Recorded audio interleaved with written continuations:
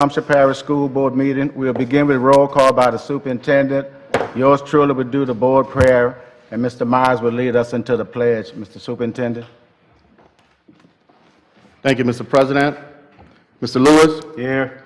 Mr. Meyer, Mrs. Barrow, Ms. Fletcher Mickens, Mr. Robinson, Mr. Washington, Mr. Crawford, Mrs. Also, Mrs. Dugas.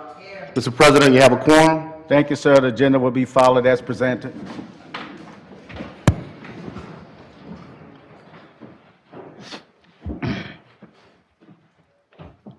Heavenly Father, you are good and your mercy endures forever. Thank you for bringing us to another blessed day with renewed hope for our future. We pray for your mercies as we journey throughout this day and this week. We are truly mindful for all the blessings thou hast bestowed upon us and on our school district. We ask for your protection for us and all our loved ones, especially our students and school employees.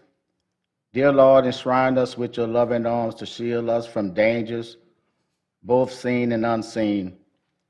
Again, we thank you for your continuous blessing for today and tomorrow. In Jesus' name we pray. Amen. Allegiance to the flag, United States of America, and to the republic for which it stands, one nation, under God, indivisible, with liberty and justice for all.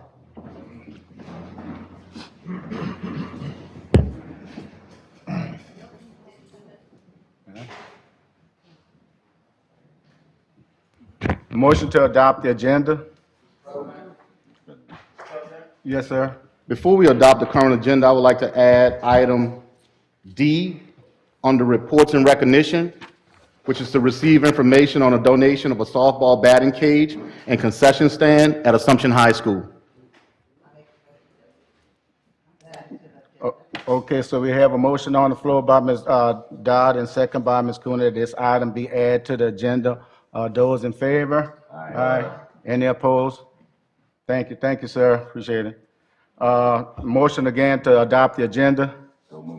Got a motion by Ms. Uso, second by Mr. Robinson. All in favor? Aye. Any opposed? Thank you. Motion carries. Next, motion to adopt the consent agenda. Motion by Mr. Washington. Second by Ms. Uso. By Ms. Dot. Questions or comments? Hearing none. Those in favor? Aye. Any opposed? Thank you. Motion carried. Next, under reports and recognition, receive administrative personnel reports. So for the benefit of the board, that copy in our files. Please view it at your leisure. Paragraph B, recognize and honor Napoleonville Middle School and Pierpont Elementary School as parish volleyball co-champion and Napoleonville Middle School as volleyball tournament champion. Thank you, Mr. President. We're going to have Mr. Buggage come up. Also, I would like to just say congratulations to those coaches, those teams, those families for an outstanding season. And I also want to note that we will celebrate next month, celebrate the football champions and runners-up. So thank you. Good job. Congratulations to those teams and those schools. Mr. Buggage. Thank you, sir. Good evening. So this has been my first year working with athletics, and it's been interesting. I've learned a lot because I've never been that athletic person. I guess that came in my older years. But I realized I have had to utilize, and I definitely thank God and my mom, my parents, and also my coaches for teaching me humility. You know, I really had to look at some things that, as this new task was placed upon me, and do things a little differently and humble myself to say I could have done it a little bit differently. So I challenge and charge coaches to, yes, the wins are important, losses are important, and we learn from those, but also don't forget the sportsmanship, the humility, and don't forget the big picture in what we do with athletics. So that's definitely a challenge, and to our coaches to continue to do that. So with that said, I'd like to honor our volleyball team at this time. We had a tie for parish co-champs. So I will ask at this time, I'll call the coaches up, definitely say a few words, and I'm sure Ms. Linda would like to celebrate our teams with a photo. So at this time, I'd like to recognize Assumption Parish Volleyball Parish co-champ, Pierpont Elementary School. So again, if the coaches are here to come up and accept, say a few words, and again, I know we'll probably have a photo op taken. So let's give our Bulldogs a round of applause.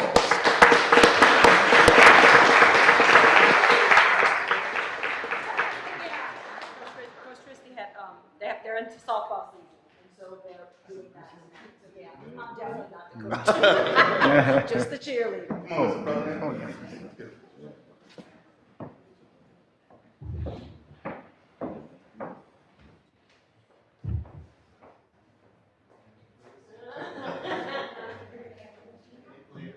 Any players for tonight? Probably all that's softball. Yeah, it's all kids.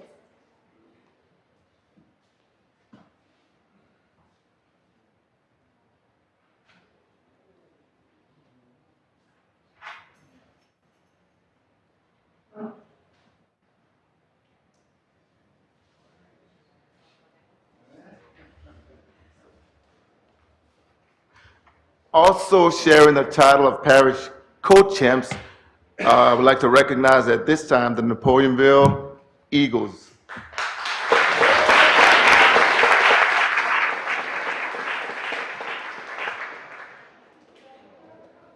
Miss, what I would like to do, Miss Stacy, we'll come to the school and take a picture with the girls, all right? With the, so that way we have the team. So along with recognizing our Eagles as the, sharing the title of parish co-champs, they also were our volleyball tournament champs. So a double recognition for our Lady Eagles.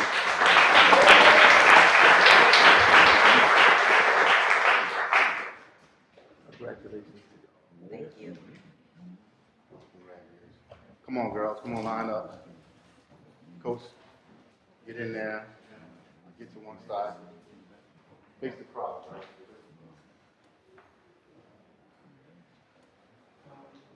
The trophy's in the middle, come on in the middle of the trophy. Come on, slide down, there you go. Perfect.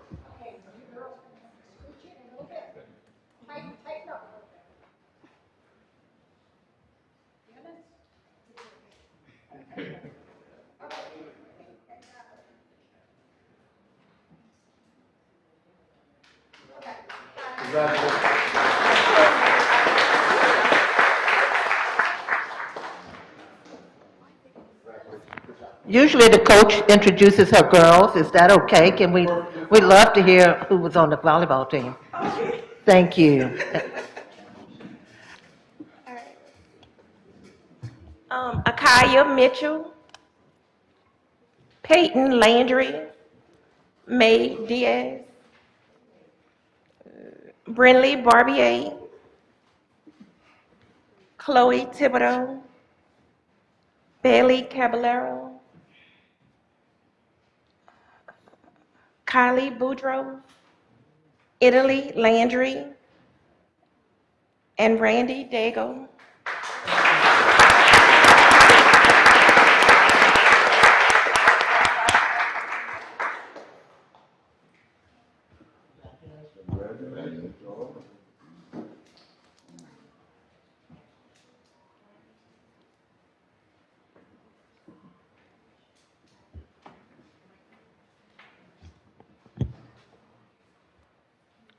Again, thank you all. Next on the paragraph C, receive information from Recruitment and Retention Committee. Thank you, Mr. President. Over the last year, been many challenges that we've been facing as in education. And one of the things that we've noticed is that, faculty-wise, we definitely want to make sure that we retain our quality teachers and administrators, but also we want to recruit the best and the brightest to come to Assumption Parish. So what we did, we formed a committee led by Mr. Shannon, and he's going to get up here and he's going to speak to the committee members and the work that they've done over the last several months. But it's a much-needed committee to hopefully answer some of the questions as relates to, how can we better serve our educators? How can we better recruit educators? Now, obviously, some of that is funding, but some of that is just really listening and understanding the trials and the tribulations and the struggles that our educators are dealing with on a daily basis and making adjustments accordingly. So at this time, I'm going to ask Mr. Shannon to come on up. And I'm very, very proud of this work. And obviously, depending on where this actually, the comments and everything go, we may have to go back to budgeting committee because there may be some things in there where we support from a budgetary standpoint. So that might come up a little bit later. Mr. Claymore? Good evening, everyone. If you remember back in July and August, we talked about the strategic plan, and part of one of our goals was to address teacher retention and teacher shortage issues that are going inside the parish, not just locally, statewide, and nationally.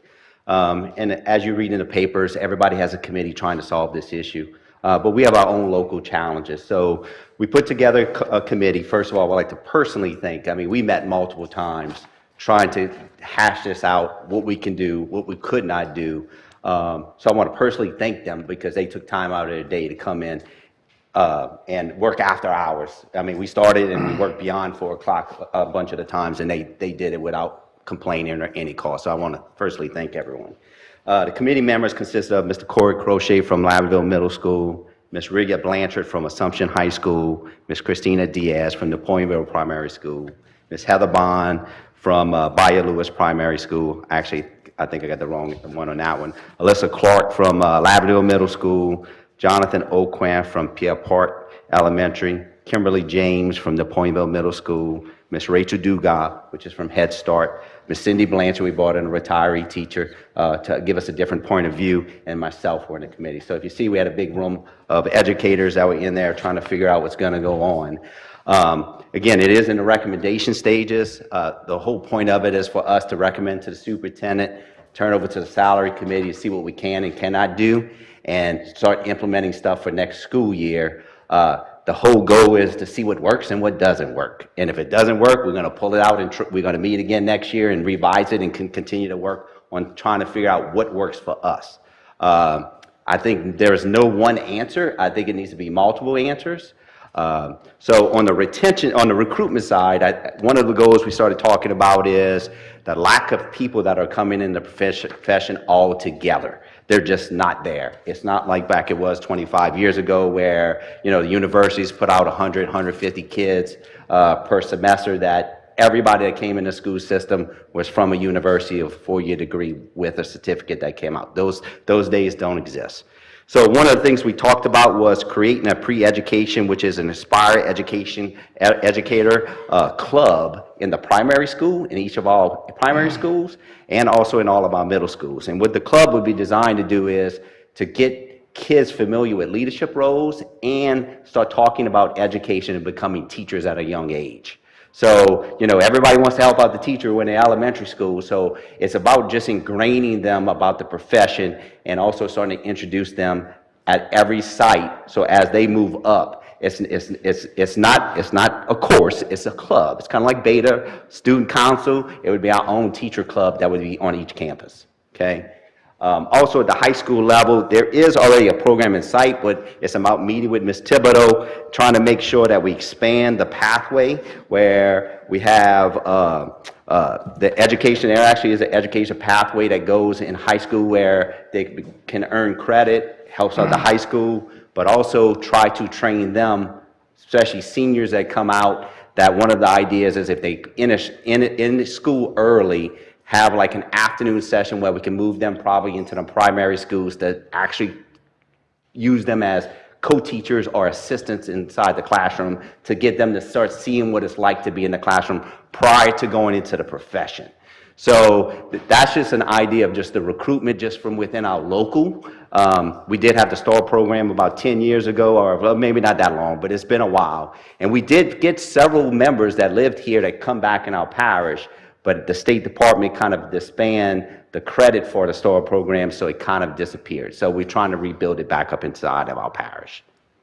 The second thing would be to, and we are working with this, there's a university called Reach University, it used to be called Oxford, where people who do not have bachelor's degrees can go back to college, whether they're paraprofessionals, whether they're, it doesn't matter, custodians, if they're subbing in our district, they can join this program because they're in our district, they gotta work 2 days out the week, and they go back to college. The tuition is $75 a month. That is basically nothing to go back and get a bachelor's degree inside of education, okay? So it's an online program, you can still work, you can still sub, and for $75 a month, and I forget what that equates to, $250 a year? I mean, whatever, I'm sorry about the math, I'm sorry on you.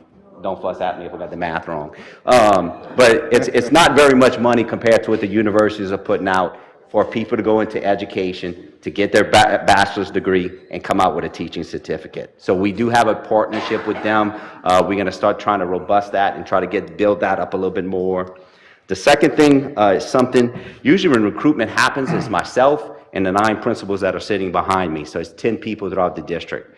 We would like to start putting what we call a teacher recruitment program out, which is basically it would be a stipend for anyone that's in the parish that finds a certified teacher to jump ship to come into our parish. Not only the person who gets them to come in, but the person who come in would get a stipend. So that stipend, now listen, we don't have it all worked out, but this is the concept. The concept is it would be given out in two phases. Once the person comes in, works for 90 days, they get half the stipend. If they stay the whole year, they get the second half the stipend. So again, that's not only the certificate teacher coming in, that's the person who went find them. So I don't care how many you find, you can find us 10 certified teachers, you will get 10 stipends that are off the top of that. So it's just a way of, instead of having 10 people seek out teachers, now I got 400 people working for me inside the HR department that never thought that. So it's really a team building of just eyes out there trying to get certified teachers inside of our parish from other parishes or new teachers coming into the parish. Okay, so those things will be presented to you later on. We haven't worked out the logistics, but that would have to go in front of the salary committee, and from there, we'd create the scope of work, and we start it during the summertime and go there. So actually, that was an idea that I thought it was something that would really benefit our own selves and the people coming in. The fifth thing would be to host a job fair for degreed people. A lot of times people are coming out with degrees and they can't find jobs in other professions. So it's recruiting people and putting out an advertisement. We would host it here. Anyone who has a degree and you meet certain qualifications, please come. We'll figure out where you can fit and we'll go out from there. So we'd run our own job fair for degreed people outside of education.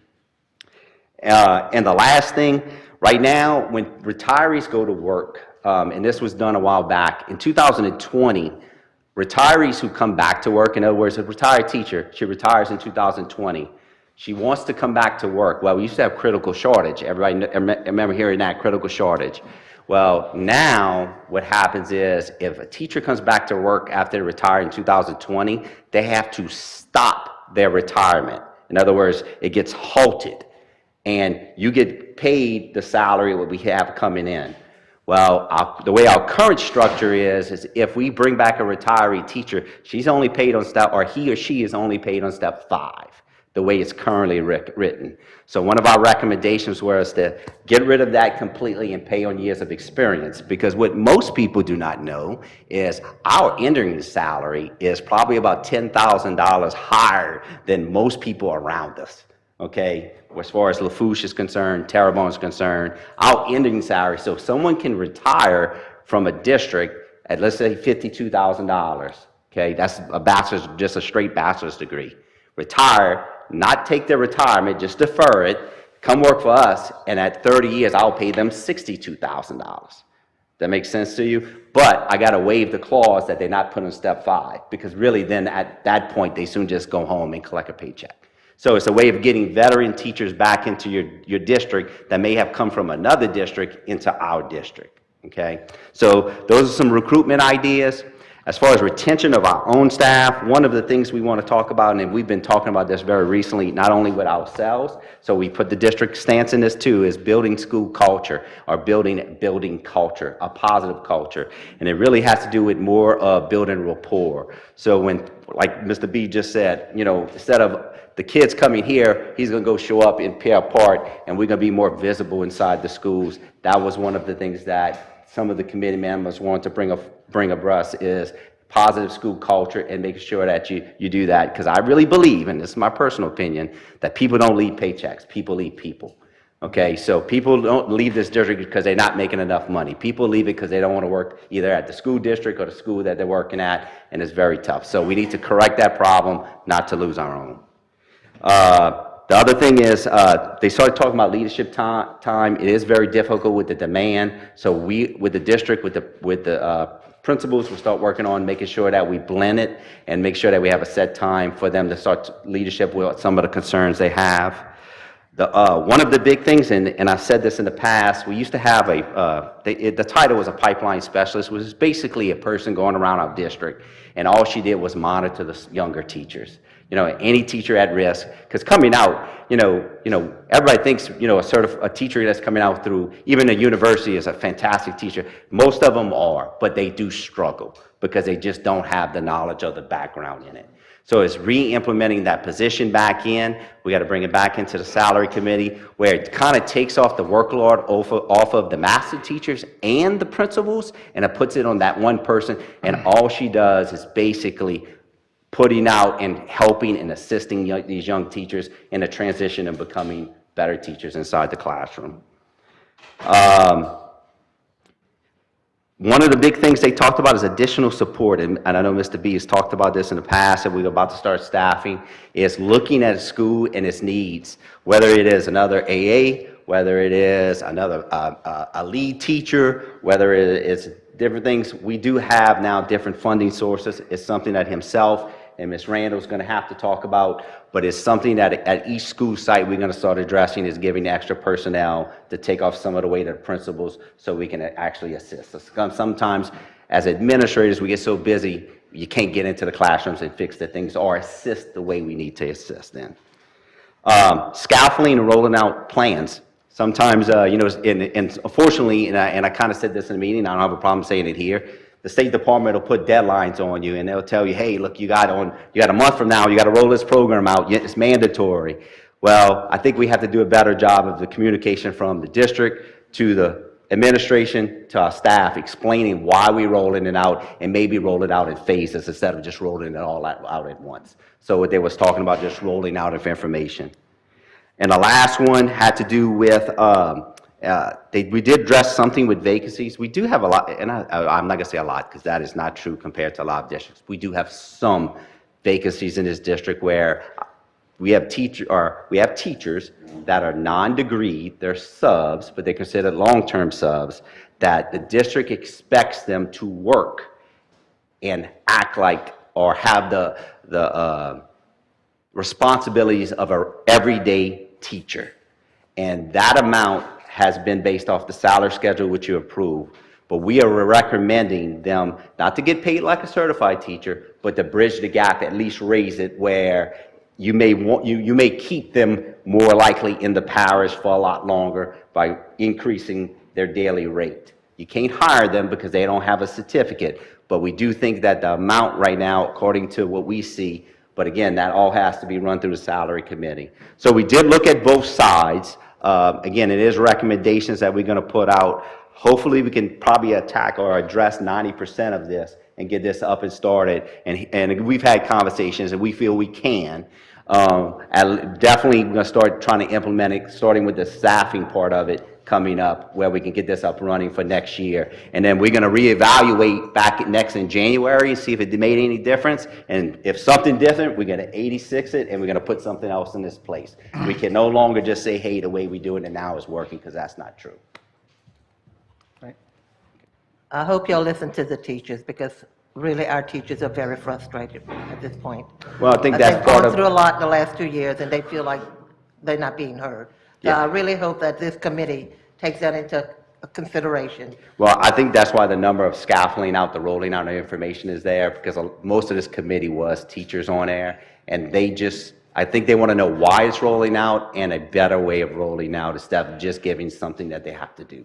So, again, we're going to address those. We did hear those concerns. We talked about that, so we're going to move that way. Okay? Okay?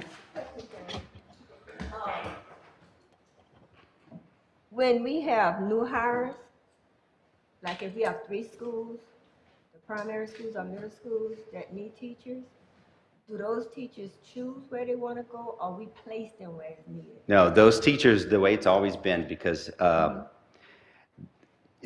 principals are responsible for their schools, and they get graded based off their performance.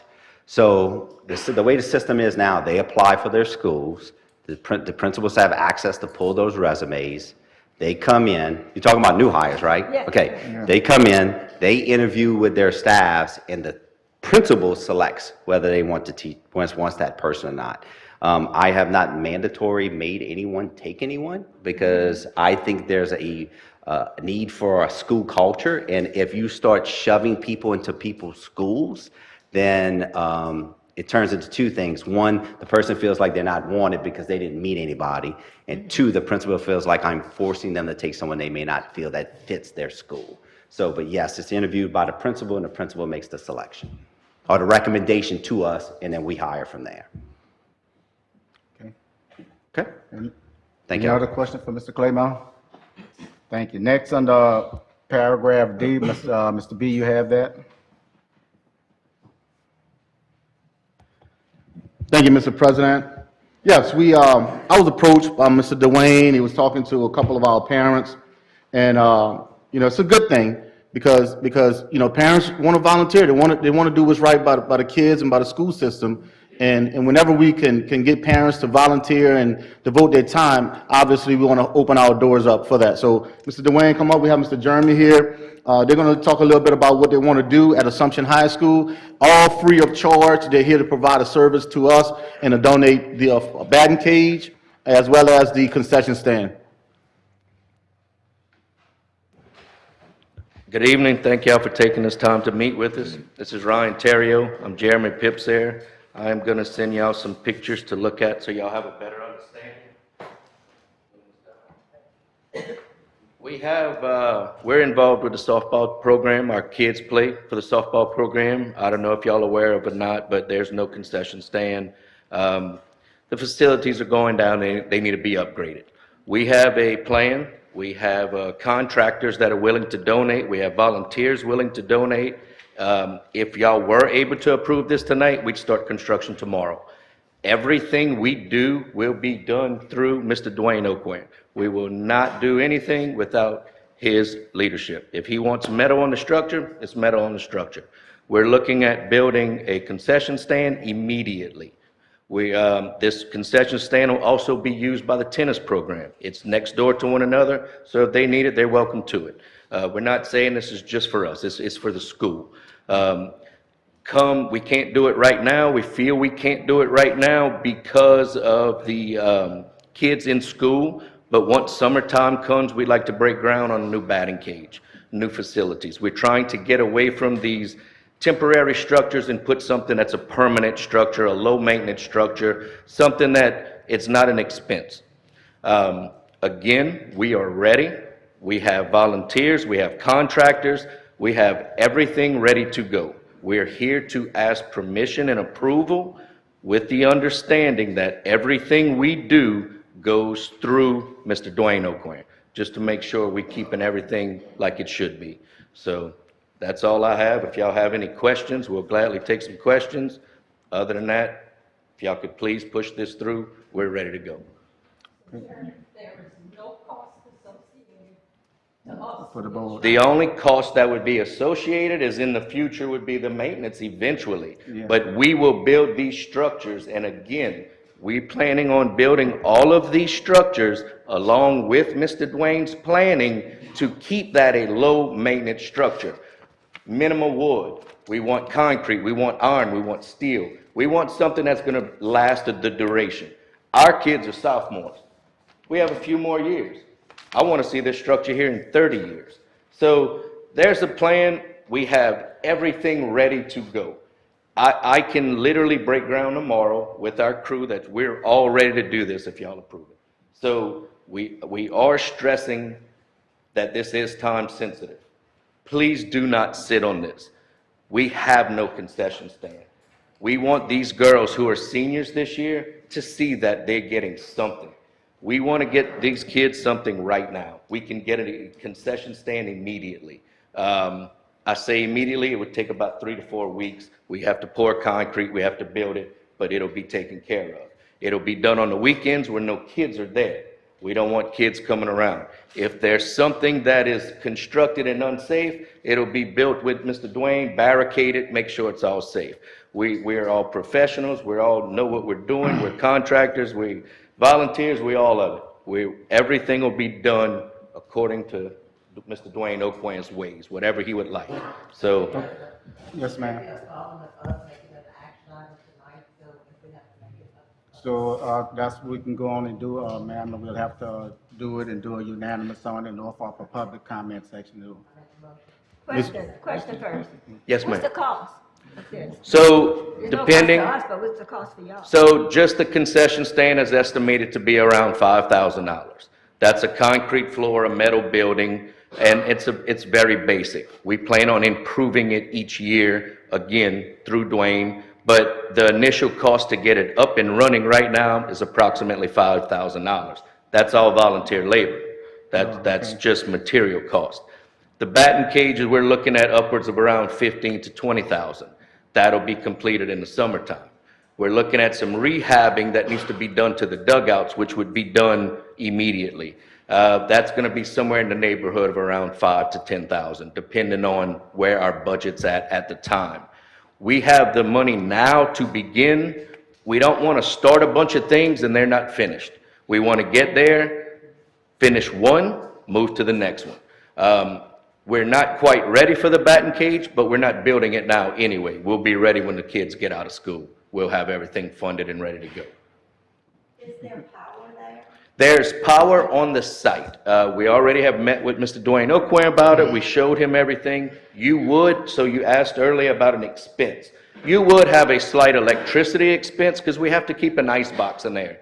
But you're talking about 9 games we have this year. So it's a very minimal expense when you're looking at the overall structure and build.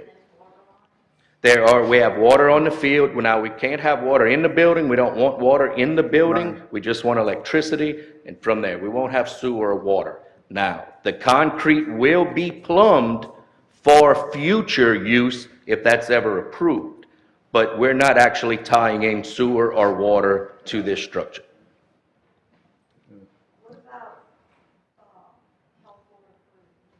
Health board approved? We'll go through that if that's what you'd like. Well, I don't think that's gonna be necessary because when they're using the term concession stand, so when they say a concession stand, it's just gonna be, they're just gonna sell like drinks and snacks and chips. So they're not cooking food in there. So you won't have to have the Board of Health approval for that. And that's the reason we're not doing the plumbing now. So it's just to get the structure there. And like I said, it's just concessions, M&Ms, chips, candy, drinks, and we're just gonna have a simple circuit that's already in that area, which is gonna be a bare minimal cost to run the circuit into the building, just for the refrigerator and the light. Okay, thank you, sir. Mr. President? Yes, sir. Just to make sure that everyone's on the same page, we definitely have to make sure that we talk to risk management, because we're gonna have people on site doing different things. We have to make sure that that is in order, Yeah. and also for our insurance. I don't think it's an issue, but we definitely have to make sure. So I've been advised from legal that we definitely have to make sure we draw up the proper documents and get everything taken care of, which is not an issue, but I just wanted to bring it to the forefront. Yeah. Thank you, Mr. President. Okay, thanks, sir. So we have a motion on the floor by Ms. Dowd, second by Ms. Uso to make this your action item. All in favor? Any opposed? Thank you. At this point, we have to offer up a public comment section, so public comment. Public comment going twice. Public comment closed. Madam Secretary, make note of that, please. I'm sorry. Public comments on this on this item. I just want to compliment these two guys. I mean, they've come to y'all with a fantastic proposal. I think we owe them a round of applause, and I say, let them have at it. One more thing I would like to say, most of the volunteers, most of the contractors, they are asking to stay, anonymous. They not looking for recognition for all this. We just want to get these girls facilities, and that's it. Okay, thank you, sir. Thank y'all very much for y'all All time. right. Yeah. Yes, ma'am, it is. But it's gonna be fixed. Thank y'all. Okay, so no, guys, I need a motion to approve this item for the, got a motion by Ms. Barra, second by Mr. Myers. Those in favor? Any opposed? Thank you, motion carries. Next, on the policy and procedure, receive information on consolidation of Belrose Middle School and Belrose Primary School. Thank you, Mr. President. Just like to start out by kind of going back to when we started our strategic plan. We want to make sure that we kept everything intact before we give a judgment or pass judgment on a school or facility. We want to make sure that we provide all the resources and everything the school would need. So during our strategic planning process, we provided that. We have NIET, the National Institute of Excellence in Teaching, working in our district right now. We have ANET, Achievement Network, working in our district right now to support curriculum and instruction, support student achievement. We're working on developing instructional leadership teams to make sure that everything is done properly and the information is flowing to and from administration in support of our teachers and student achievement. We have master teachers not working at the district level. They are working in the schools on a daily basis. Our special education department has been revamped. We're working now on cleaning up to make sure all of the IEPs and IAPs are done properly, that students are receiving the services that they are required. Personal coaching from the Director of Curriculum and Instruction, as well as the elementary supervisor of instruction. Also, we're working on data analysis to make sure that we're looking at student work as indicators of our profession, whether or not we are successful or not. Because it all boils down to, the bottom line is, our schools are required to make sure students achieve. And I'm gonna say this quote, insanity is doing the same thing, expecting different results. If we want to make a change, if we want to really truly look at this thing we call school and Assumption Parish school system and say, let's do something that's better for our children, then we need to act on it. I'm not saying that I have all the answers to every single thing that we might have questions to. But I know one thing, sitting here and doing the same thing would not get us where we need to be. And I think it's time for us now to start moving forward. We have funding that if this goes through and we consolidate, here are the benefits of that. Now we can focus on one, we're not taking this, first of all, we're not taking the school out of a community. That's the last thing I want to do. We're just bringing the school together, all right, on one site. What that would do for us is we could provide services, more services than we have in two sites. You're splitting, let's say the master teacher. She's spending a half a day in one location, half a day in another location. Could you imagine the benefits if we could spend one day at one location, full day? In addition to that, Mr. Claremont briefly talked about adding additional personnel. We don't need any more personnel in central office. I want to add personnel to the schools, where the kids are, where the teachers are. So I want to add another position there using our ESSER funding. I don't care even if it's for a short period of time, because we have to spend our ESSER funding for within the next 2 years. At least for the next 2 years, our kids could have additional support and our teachers could have additional support. So I'm standing firm on the fact that we need to do something different. Belrose Primary School, a lot of people don't know this. Belrose Primary School right now is a school that is labeled as academically unacceptable by the state of Louisiana. What does that mean? 2 consecutive years they have received this label. The 3rd year, there's a possibility, a strong possibility of state takeover. And I cannot have that on my watch. So I'm going to spend as much time and much effort to give that community in all our schools what they need to be successful. So in my opinion, at this time, I think right now, this is the best solution for me to put the most resources where it needs to be. And spare no expense in doing it. Do whatever we need to do to get this school where it needs to be. Strong leadership, strong teachers, parents. Well, all my parents out there, get involved. I need parents as well. What's happening after school when our children leave us? We need after-school tutoring programs. We need Saturday programs. I remember when I was a kid, every weekend we had something to do in the community that was positive. So we need that as well. So it's not just about what the school system could do. It's about what we can do as a community for the children of Assumption Parish. So that's why I'm presenting this proposal right now, because we need to act now. We're getting ready to go up for budgeting services. We're getting ready to submit a budget to you all. This is all going to be included in that of how we can actually address the shortcomings that we have in our schools. And that's not the only site. We're looking at all of our sites. I'm looking at all administrators. I'm looking at all teachers. We're looking at every single aspect of the school district to try to figure out what we can do. Now that we have the funding, now that we have our strategic plan, now it's time to make a difference. So that's my spiel, Mr. President. I have any questions I'm willing to answer. Thank you, sir, and I'm assuming that you're gonna do a town hall in that community whenever you decide to bring this to the board. Thank you for that. Yes, next Thursday, March the 3rd, at 6 p.m., I will do a town hall meeting, Belrose Middle School gym. I'm asking for everyone to come out. Let's sit down and let's have a conversation about how we can improve outcomes for children. Take the coats off, take the hats off, let's just come and let's see what we can do for children. Thank you, sir, appreciate it. Thank you. Mr. B, just like I asked Shannon about these new hires or teachers being placed at certain schools.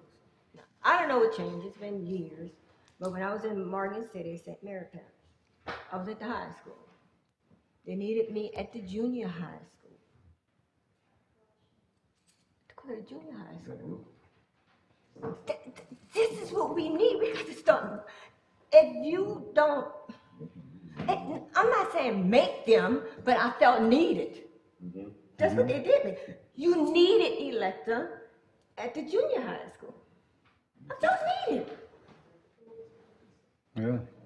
Go to these teachers and make them feel needed. We need you at Belrose Primary and Middle School.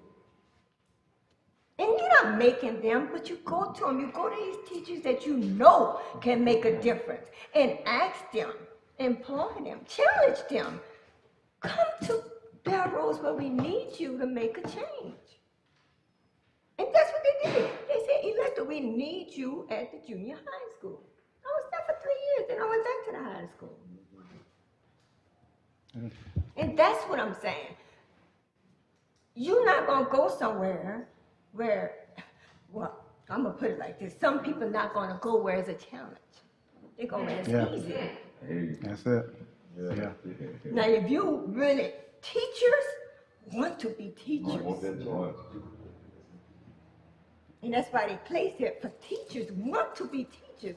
And I really think if we go to these teachers that we know are going to make a change and want to do it and go to these schools, it's going to be a difference. I really feel that. I agree. All right. Thank you, Elector. Appreciate the comments. Next, under policy and procedure, paragraph B, adopt a resolution to accept alternative 3A redistricting plan recommended by Assumption Parish School Board and the Assumption Parish Police Jury Joint Redistricting Committee. Need a motion? Got a motion by Ms. Dodd, second by Mr. Crawford. Questions or comments? So again, this map is over towards your right over here. We have on right here. And we had a public comment section earlier this afternoon, and there was no comment on this redistricting plan from the community.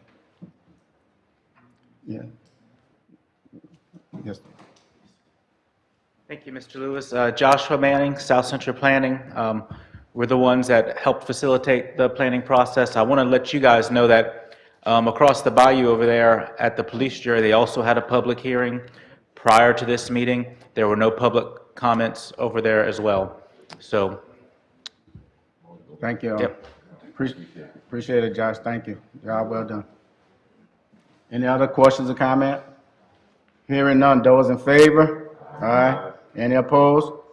Thank you, motion carried. Next, paragraph C, receive information on 2022 through 2023 early childhood restoration process. Registration process. Good evening.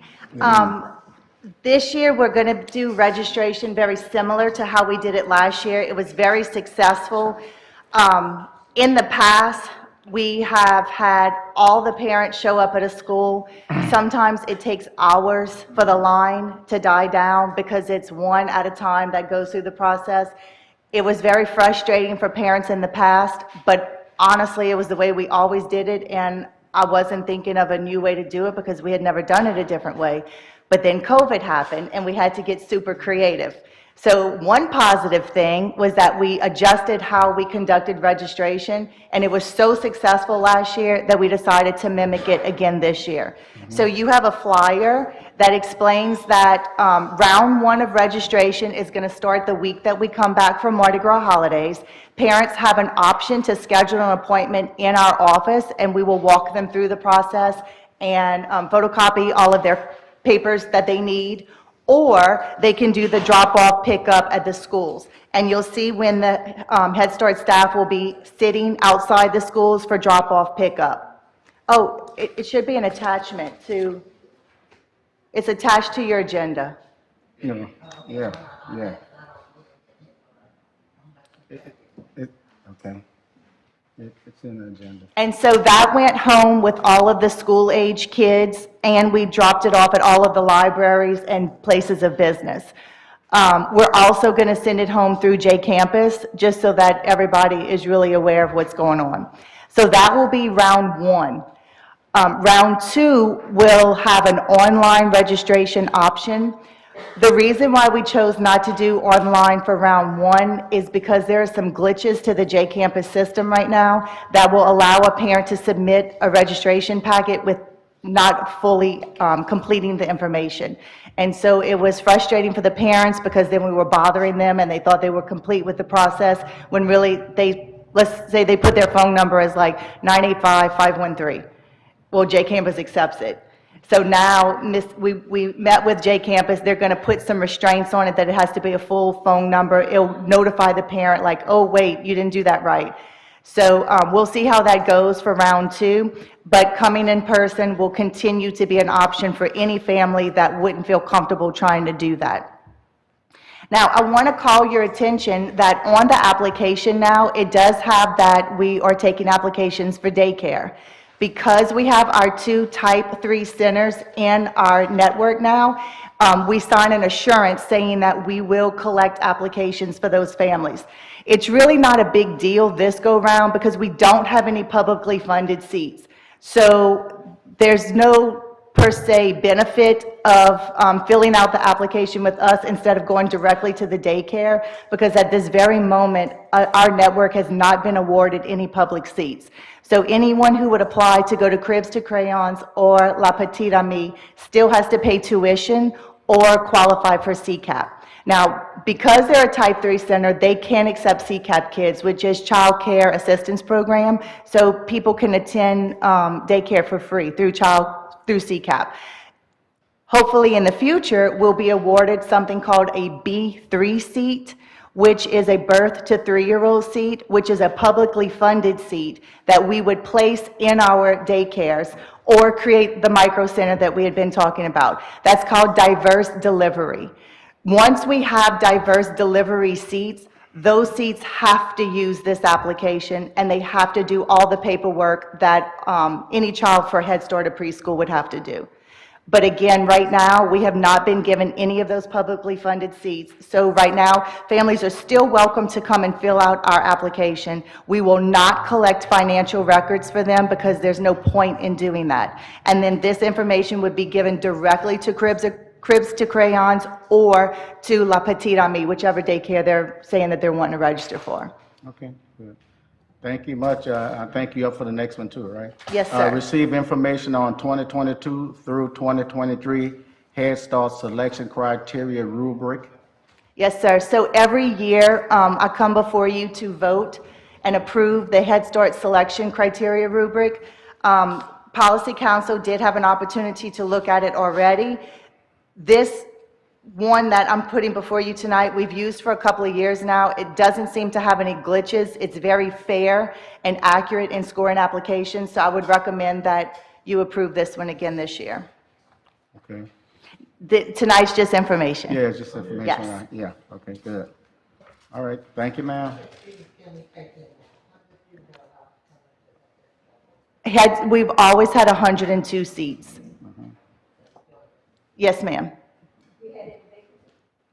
We do. So I'm going to use this opportunity as a little sales pitch. Right now, we do have some openings in Belle Rose. So if there's any 4-year-old, because the 4-year-old classroom is full, if there's any 4-year-old or 3-year-old that wants to come into the program, we have some availability. Okay, good. Thank you, ma'am. Next on the budget, approve funding for the 2022 operation of the Assumption Parish District Attorney Office. Need a motion? Motion by Ms. Dye, second by Mr. Washington. So this year, again, just like last year, we received this information from Ricky Babb in the office, the district attorney, and the amount is an amount of $16,250, and this is the same thing as we approved last year for the district attorney office. So any other questions or comments? Hearing none, those in favor? Aye. Any opposed? Thank you, motion carried. Council, welcome back. They didn't beat you up too bad at the police jury office, huh? Thank you, man. Glad to have you. Next, receive information on request for a proposal for engineering services. Thank you, Mr. President. In your packet, you have all of the engineering firms that submitted a proposal to us. This process is still ongoing, so I don't really have a whole lot of information for you. I just want to let you all know all of the engineering firms that submitted a proposal to us. We interviewed all of the engineering firms, and right now we're in the process of rating and submitting to you all on March 16th a recommendation from the committee. We actually formed the committee for this process. Okay. That's all I have for you. Thank you. Information on it. Thank you, sir. Yep. Paragraph C, received January 2022 sale and use tax. Ms. Randall? Good evening. For the month of January, we processed 2,776 returns. Our total receipts was $1,410,559.34. That was an increase of 16%. The school board received $701,455.03. The 92 bond fund received $140,290.90. Our delinquent rate for the month was 8%. All industries had an increase except manufacturer. We had audit revenues of $1,954.35, and the auto sales for the month was $258,068.39. And if you look at the totals for the year, this was the highest month of receipts. Good. Yeah. Thank you. Thank you. Thank you, I appreciate it. Next, receive information on 2022-2023 Head Start grant.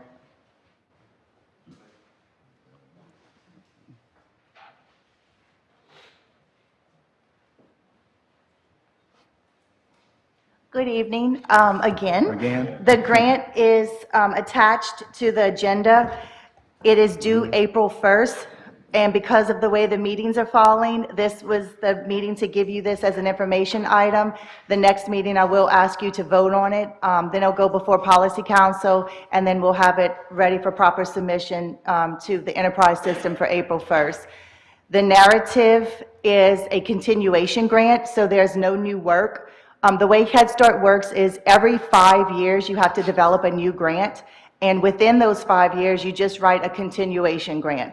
And then once the 5-year period is over with, you conduct a new needs assessment, see if your needs are the same. If your needs are not the same, or they shouldn't be the same, you've had 5 years to work on it, then you create your new grant, and then you have 5 years to continue working on it. So the budget is included in a narrative and outlined towards the end of it.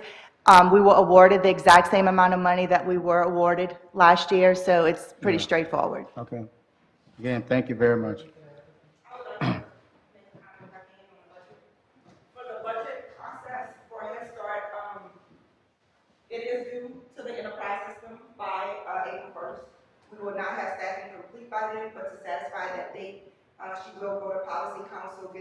we can get you all approved.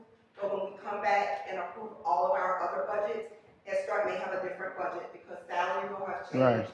yeah. Related benefits will have changed. So just want to let you know that the budget you do adopt is preliminary for Head Start, but the budget that we will follow next year will be a part of the full comprehensive budget. Okay. Thank you, Ms. Randall. And because of what she just said, last year I gave you her spreadsheet.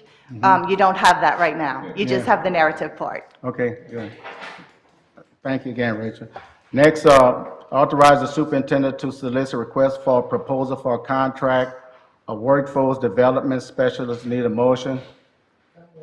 Motion by Ms. Dodd. Second by Mr. Robinson. Questions or comments? Hearing none, those in favor? Aye. Any opposed? Thank you, motion carries. Next, paragraph F, authorize the superintendent to solicit requests for proposal to contract a petting zoo. Need a motion? Motion by Ms. Dodd, second by Ms. Meekins. Questions or comments? So give us a little insight on this one here. Okay, we're using federal funds, and anytime you use federal funds, it's been called to our attention that you have to go out for a proposal. Right. So all we're wanting to do is have a petting zoo come visit each primary school campus and the 2 daycares. It's just a family engagement activity, but because it's Ready Start Network money, Ms. Anya told us that we had to make sure we followed proper policy and procedure and go out for an RFP. All right. Are parents allowed to go into the classrooms right now? Okay. Yeah. So everything is lifted to where the parents can go back on campus? Yes, ma'am. Okay. Our schools are open. Now, obviously, you work with the principal. You know, Absolutely, I it's up to the understand that. discretion. Yeah, okay. But a lot of parents still don't know that they can visit the school site or go on the school campus.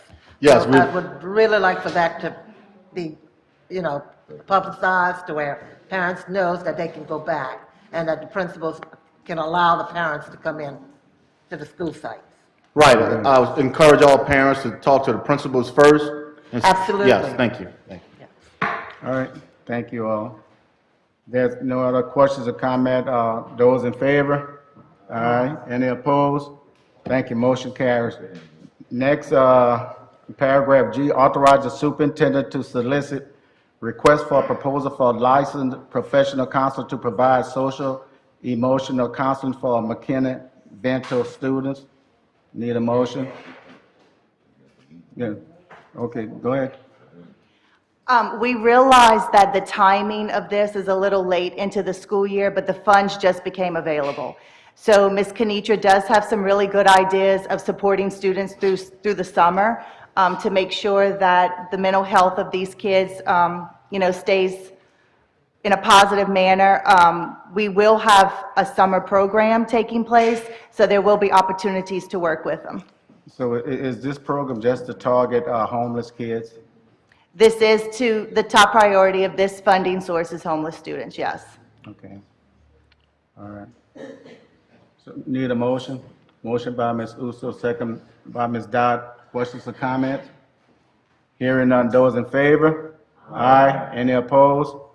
Thank you, motion carries. Next, under Facilities and Ground, receive information from W.H. Reed Restoration Committee. I see we have a big community here from our W.H. Reed, and got a spokesperson that's coming up now. Yes. Are you going to read the board policy on that? Yes, yeah, I'll do that after they make their presentation.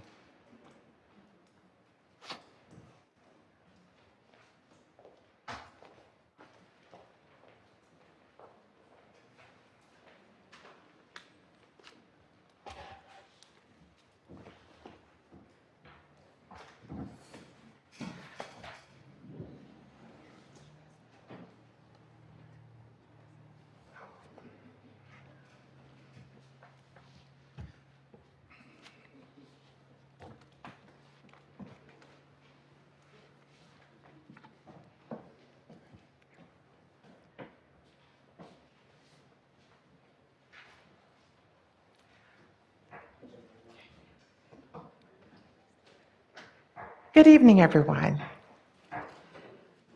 I realize that time has been well spent, and we've been here for a while. But I'd like to first of all say, Mr. President, good to see you. Ladies and gentlemen of the board, and our Honorable Superintendent Bartholomew, we thank you for this opportunity to come before you today.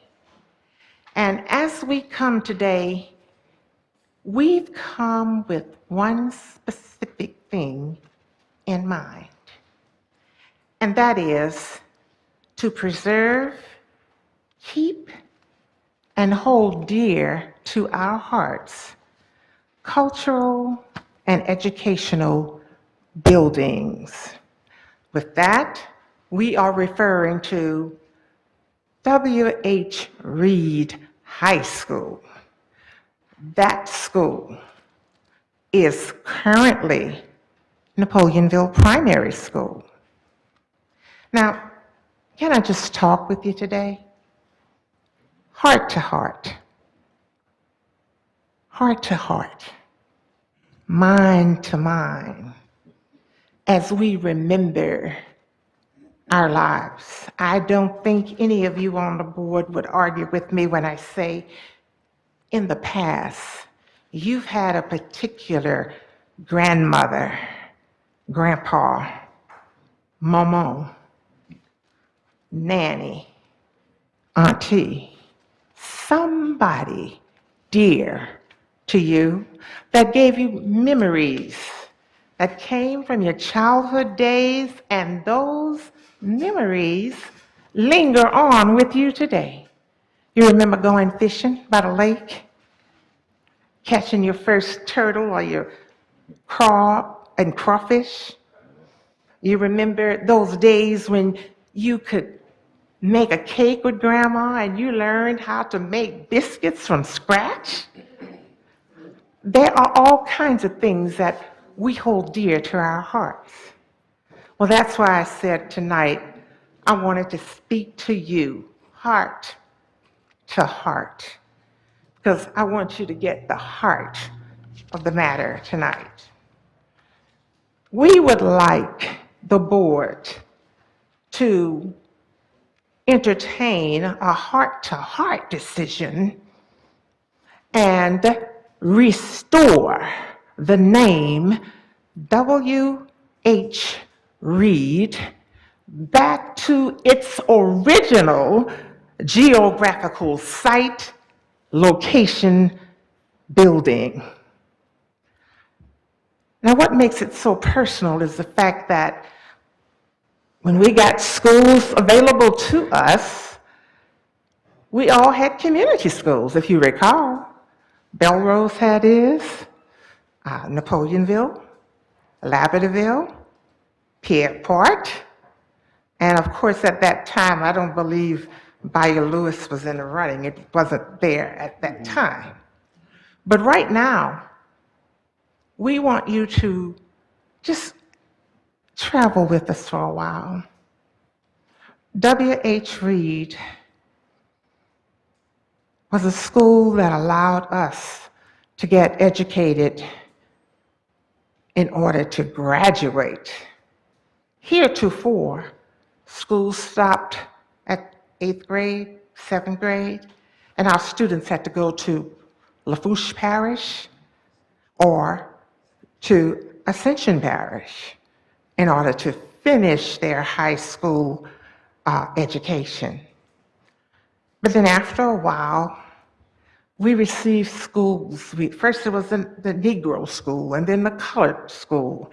And then finally there was a decree that said, let's make it W.H. Reed.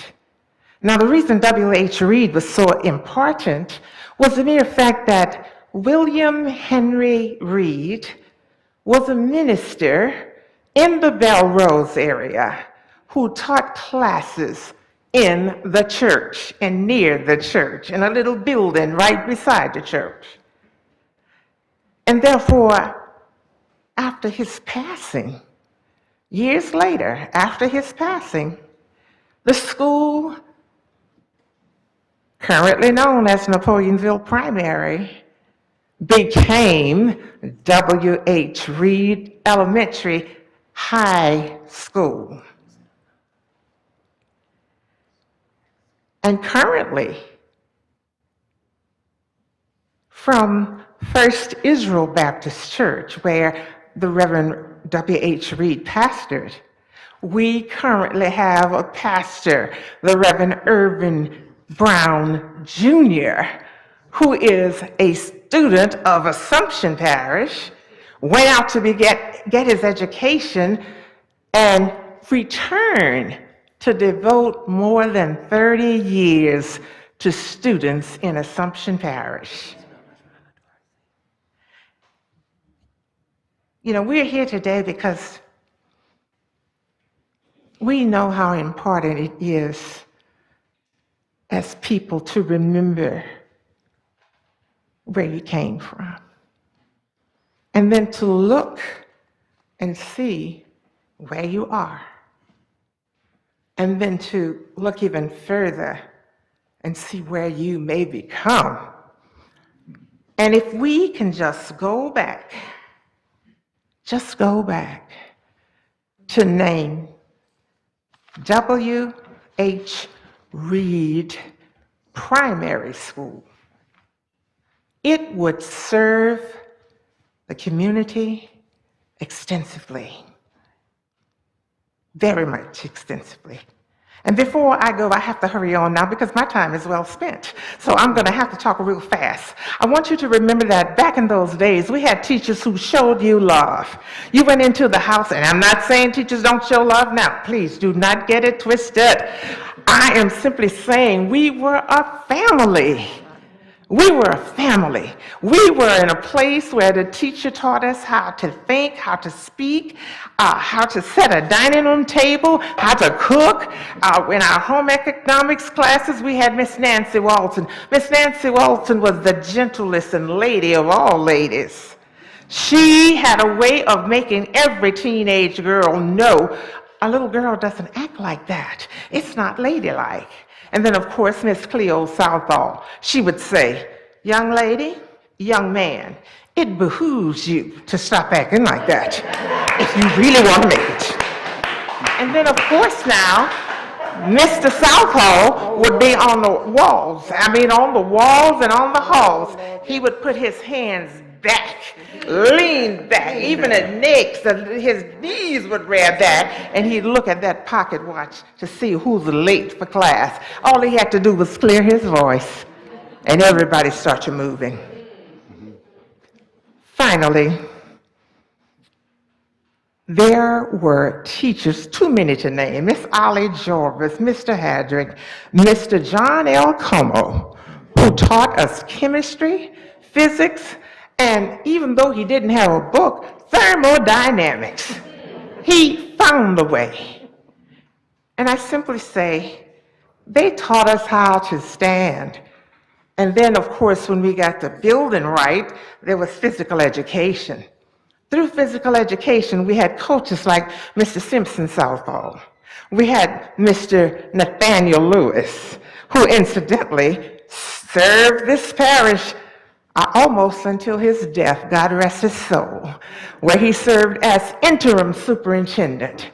And he taught the young men that a man should be a man. You should respect each other and always respect the girls. Respect your mother and do the right thing. If you got to do it by yourself, do the right thing. Right. You know, we've got so many memories. And what makes it so crucial is that this was the school of schools. There was an Assumption High School, but there also was a W.H. Reed High School. And I would like to say tonight that on that Friday night in May 1970, when I stood at the podium as salutatorium. Salutatorium because I was afraid of math. And I had a teacher, Miss Octavia Jamison Lewis, who always called me a doubting Thomas because I knew the answer, but I was afraid. So I shied down and didn't do it. that kept me from being valedictorian because I was afraid of math. So my dear friend Patricia Jefferson Williams became the valedictorian, and I was the salutatorian. And we stood tall, and as we stood, we simply said, graduation night, our motto was, we will find a way or we will make one. And that's what we did. Some of us left high school, went on into the business world or to work at whatever jobs. Some of us went on to Votech and got a trade. Others of us went to a four-year college, such as myself. I left an all-black school, Reed, and went to Nicholls State University, a situation I had never been in before, ladies and gentlemen of the board. But guess what? Our teachers had prepared us so well that we were able to make it no matter where we went.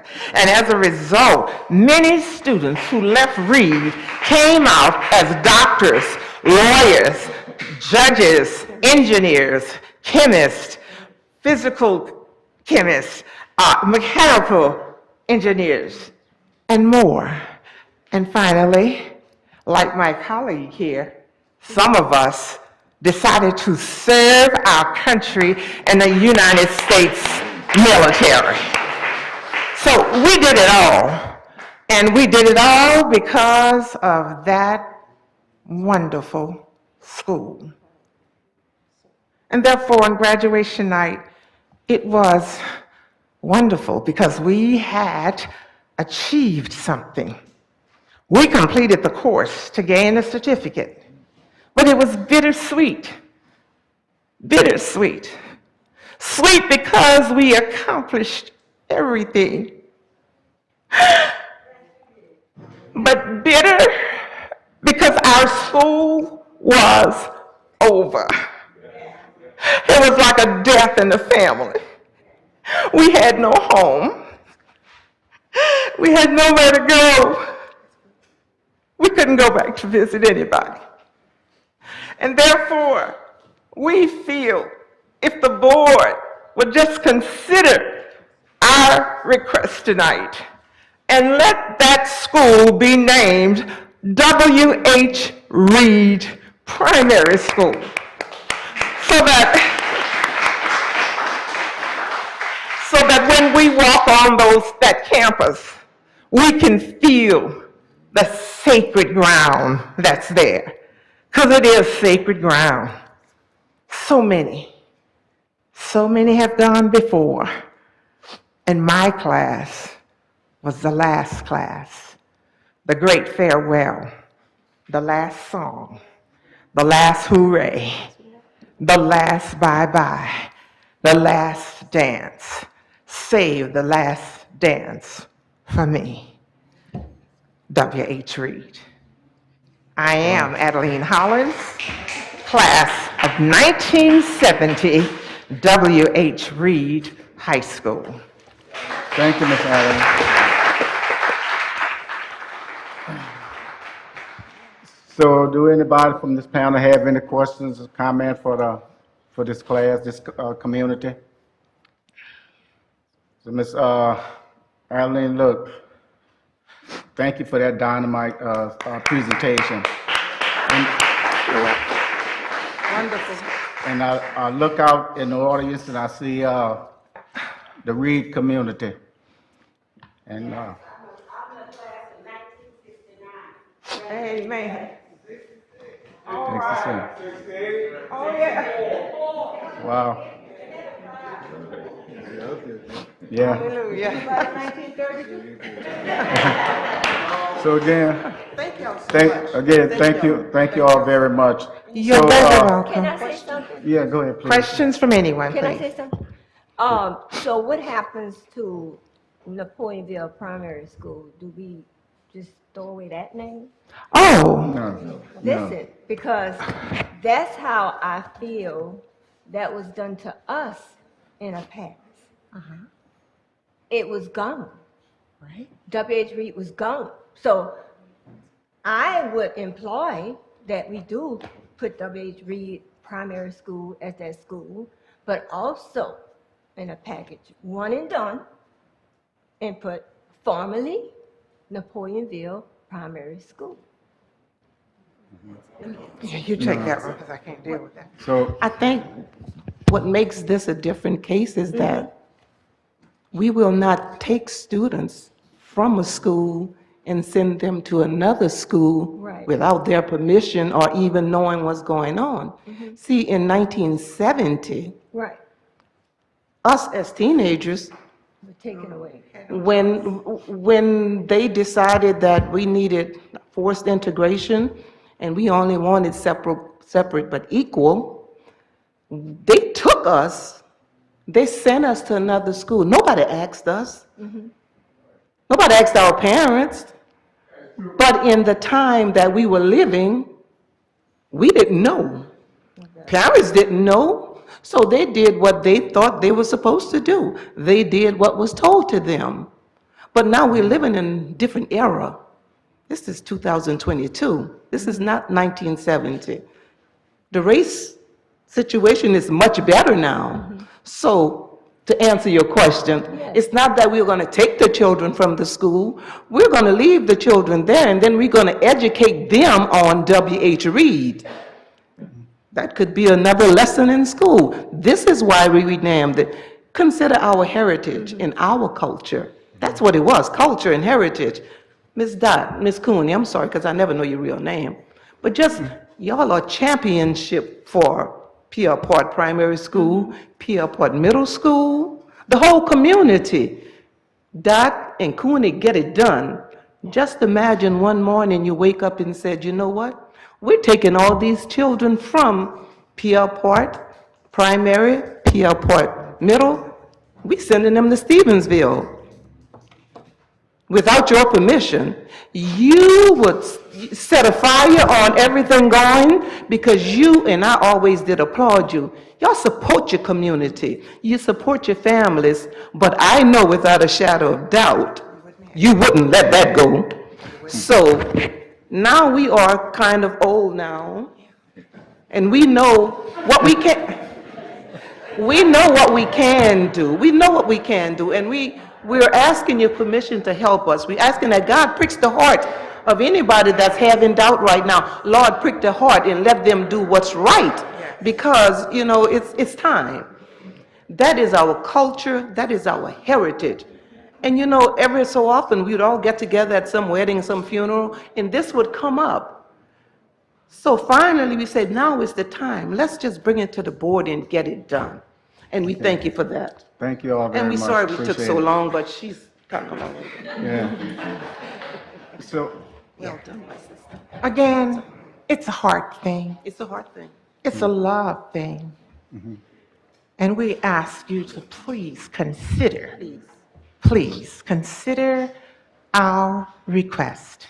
Not to hurt anybody, just to bring back what rightfully is ours.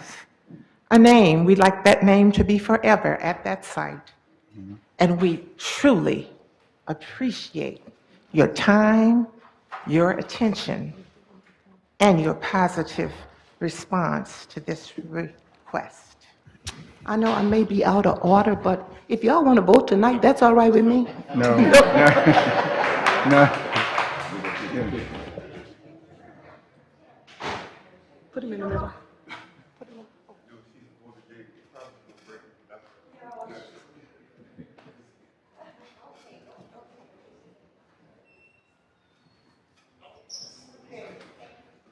Thank y'all. So for the purpose of the W.H. Reed community, let me say that this information tonight is just what it is. It's information only. We will meet, reconvene here again on March 16th. We only have one meeting in March, and the board will take that item up at that time. When this committee came to me back in December and talked about the possibility of renaming Napoleonville Primary School, the first thing I went out and saw was the board policy regarding naming the school facilities.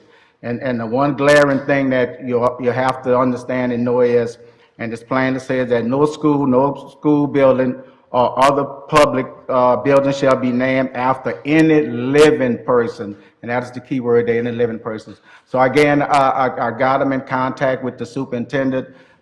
They did meet with the superintendent, right, Mr. B? And they shared the same information with the superintendent that they shared with us tonight. And it is his sole responsibility, and his responsibility only is to bring this information to the board for consideration. So that's where we stand at right now. So again, thank the WH Reed community and this committee that dynamite presentation, and look, thank you all very, very much. Thank you all for coming out and sharing your concerns and with this committee and the community of WH Reed. So, yes, sir. I'm sorry we didn't know anything about this until we saw it on the agenda. Yeah, We had never heard anything about this until it was on the agenda. yeah. My question is, will this become a voting issue, or is it entirely to the school board to make this decision? No, the board will take that issue up at its next meeting on March 16th. Thank you all. So there's no other information on this item in right now. Any comments or announcements before we adjourn? So I have one thing. Today, myself and Mr. Robinson, we went to St. Charles, visited with St. Charles Parish Schools today, and we had a legislative meeting with the superintendents. And after they introduced all our legislators to us, then they opened the floor for questions from the school board members and all the superintendents.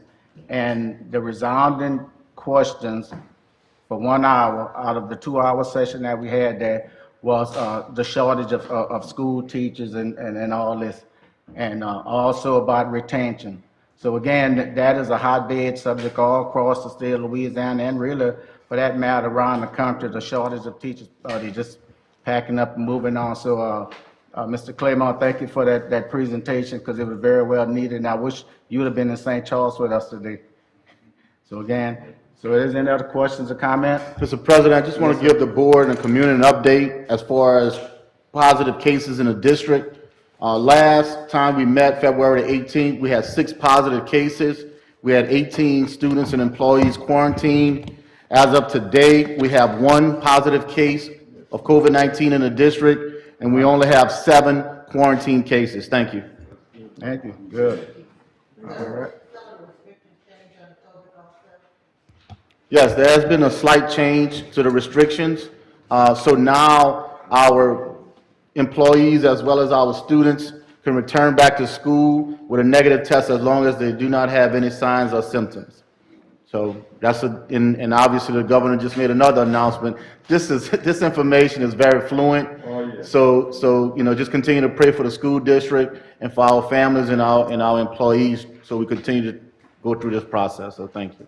So if a child has COVID and they're exposed at school, what's the timeline that they don't have to be quarantined?